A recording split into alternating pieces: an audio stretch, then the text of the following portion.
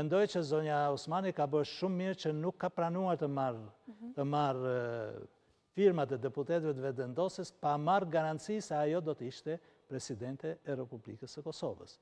Në këtë aspekt, unë gjykoj se në këtë rast, zoti Kurti me një intrigë të tijen ka dashur ta implikoj zonjën Osmani në vallën e zgjedhjes së presidentit, por ajo çfarë zonja Osmani nuk bëri kohët e fundit është se nuk punoi me opozitën.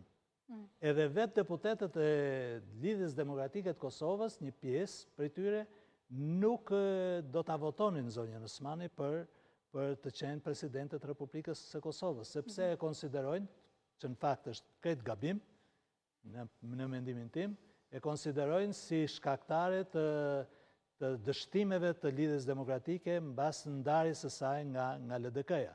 Por shkaktare nuk është Vjosa Osmani, shkaktare janë pikërisht ata që sot mendojnë që ajo është shkaktare e dështimeve të kësaj partije. Nësa Partia Demokratike e Kosovës, e cila mori mesazhin nga zoti Rama, duket që nuk pranoi që të votoj për Vjosa Osmanin si presidente të Republikës. Për pasoj, zonja Osmani dështoi.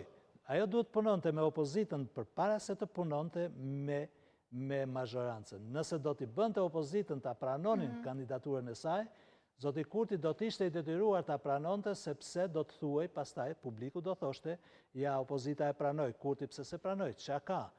Për një shkak se loboi Edi Rama, nuk është një arsye kuptim plot që kjo të pengoj zgjedhjen e zonjës Osmani në postin, në një mandat dytë të postit të presidentit. Por ama ai ishte një ngërç. Ajo sjellje dhe ajo marrëdhënie aq e ngushtë me kryeministrin e Shqipërisë kur dihet që ai nuk punon për interesat e Kosovës, është një ngërç për Vjosa Osmanin. Unë ja kam bërë këtë vërejtje dhe i kam thënë, kujdes, i kam thënë. Miqësia me, ja kam thënë publikisht, kujdes, miqësia me Edi Ramën është e rrezikshme. Dhe më vjen keq që doli ajo çfarë kam paralajmëruar që me datën 17 apo 18 shkurt. Jo e lidhi me këtë. Mirë, po çfarë ndodh zoti Bytyçi tashmë me Kosovën pas këtij vendimi të lëvizjes vetvendosje për ta çuar pra pjesën që vendosi zonja Osmani për shpërndarjen e parlamentit deri në gjykatën kushtetuese për pezullim të afateve dhe nga ana tjetër, pra mund të shkohet drejt zgjedhjeve të jashtëzakonshme, parashikoni që do ketë një afat shpejt? Apo do duhet... Siç po zhvillohen ngjarjet, Kosova do shkojë në zgjedhjet të parakohshme, mendoj unë, uroj të mos ndodhi, por zgjedhjet nuk do të dekretohen pa konsultime me partitë politike. Mazhoranca nuk është e gatshme të konsultohet për datën e zgjedhjeve, sa kohë që ka kundërshtuar dekretin për shpërndarjen e parlamentit dhe çështjen e ka dërguar në gjykatën kushtetuese.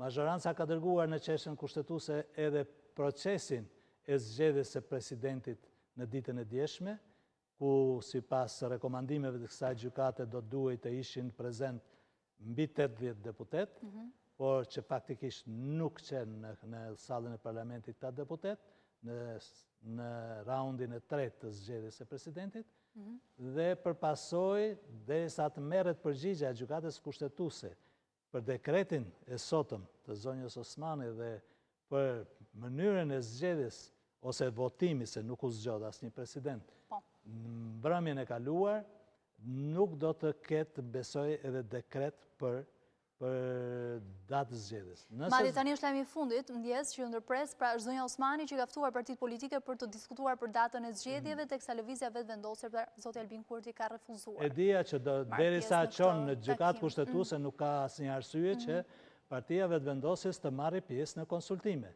Dhe nëse partia vetvendosjes nuk shkon në konsultime, pavarësisht se shkojnë partitë e tjera politike, dhe zonja Osmani cakton datë zgjedhjesh, atëherë do të jetë një nxitim tjetër i cili do të ketë kosto për zonjën Osmani. Sepse në publik do të perceptohet si hakmarrëse dhe si një politikane e cila nuk është ajo që kemi njohur më përpara. Domethënë pushteti të bën pasuria dhe pushteti, thuhet, i bën njerëzit të duken ata çfarë janë realisht. Në rastin konkret, ajo po del përtej kufive të pushtetit saj. Dhe elektorati në Kosovë, unë mendoj se ka një intuit politike të jashtëzakonshme për të kuptuar se kush dhe pse bën diçka. Sigurisht, zoti Kurti ka problemet e tij, jam i sigurt që ai nuk dëshiron që zonja Osmani të jetë presidente, thelbësisht. Jo vetëm disa e argumentojnë thjesht për faktin sepse është një xhelozi konkurrence, por unë mendoj sepse zoti Kurti e di që zonja Osmani në mandatin e dytë do të ishte, edhe sikur ta zgjidhnin, do të ishte shumë e ashpër me zotin Kurti, ka qenë disa herë e ashpër edhe në mandatin e parë, por nevoja për të rizgjedhur e ka maturuar. Po tani keqti është jashpër, keqti është mirë, se të Shqipëri ka ankesa për në mënyrë kategorike, komunikim shumë të butë. Dy lideret kryesore të çdo vendi, kudo në botë, duhet të zgjidhin problemet brenda shtëpisë dhe jo jashtë shtëpisë. Në çdo vend të botës ka mendime ndryshe,